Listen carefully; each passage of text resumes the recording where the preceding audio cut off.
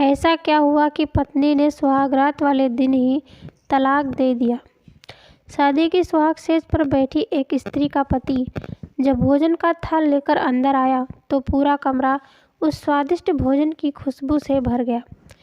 उस स्त्री ने अपने पति से निवेदन किया कि माँ जी को भी यहीं बुला लेते तो हम तीनों साथ बैठकर भोजन करते। पति ने कहा, छोड़ो उन्हें, वो खाकर सोच गई, आओ हम साथ में भोजन करते हैं। उस स्त्री ने पुनः अपने पति से कहा कि नहीं, मैं उन्हें खाते हुए नहीं देखा। तो पति ने जवाब दिया, क्यों तुम जिद कर रही हो? शादी के कार्यों से थक गई होंगी इसलिए सो गई होंगी। नींद टूटेगी तो खुद भोजन कर लेंगी। तुम आओ, हम प्यार से खाना खाते हैं। उस स्त्री ने तुरंत तलाक लेने का फैसला कर लिया और तलाक लेकर उसने दूसरी शादी कर ली। इधर उसके पति ने भी दूसरी शादी कर ली। दोनों अलग अलग सुखी घर गृहस्थी बसाकर खुशी खुशी रहने लगे। उधर उस स्त्री के 2 बच्चे हुए जो बहुत ही सुशील और आज्ञाकारी थे। कई वर्ष बीत जाने के बाद एक दिन वह औरत अपने बेटों के साथ यात्रा पर गई हुई थी।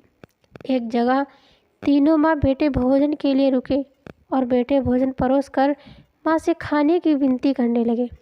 उसी समय उस स्त्री की नज़र सामने एक फटे हाल, भूखे और गंदे से एक वृद्ध पुरुष पर पड़ी जो इस स्त्री के भोजन और बेटों की तरफ बहुत ही कातर नज़र से देख रहा था।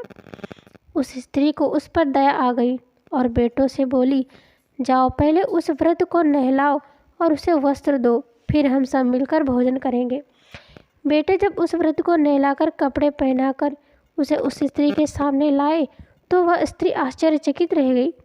वह वृद्ध वही था जिससे उसने शादी की सुहागरात को ही तलाक ले लिया था।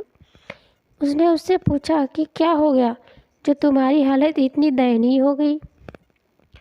तो उस वृद्ध ने नज़र झुका के कहा कि सब कुछ होते हुए ही मेरे बच्चे मुझे भोजन नहीं देते थे, मेरा तिरस्कार करते थे, मुझे घर से बाहर निकाल दिया।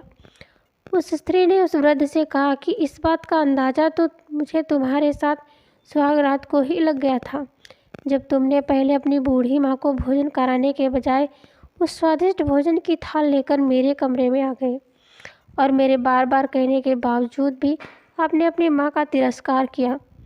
उसी का फल आज आप भोग रहे हैं। माता पिता के साथ तुम्हारा सलूक एक ऐसी कहानी है जिसे लिखते तो तुम हो, लेकिन तुम्हारी संतान तुम्हें पढ़कर सुनाती है। जैसा व्यवहार हम अपने बुजुर्गों के साथ करेंगे, उसे देखा देखकर हमारे बच्चों में भी यह गुण आता है कि शायद यही परंपरा होती है। याद रखना, माँ बाप नाराज़ तो ईश्वर नाराज़। आपका क्या कहना है इस कहानी के बारे में? कमेंट करके ज़रूर बताएं। वीडियो को लाइक कर दीजिए और इसी तरह की कहानियाँ लगातार देखने के लिए चैनल को सब्सक्राइब करके घंटी को दबाकर ऑल पर सेट कर लीजिए ताकि आने वाली वीडियो का नोटिफिकेशन आपके पास तुरंत पहुंच जाए। मैं मिलती हूँ आपसे अगली वीडियो में। तब तक के लिए धन्यवाद।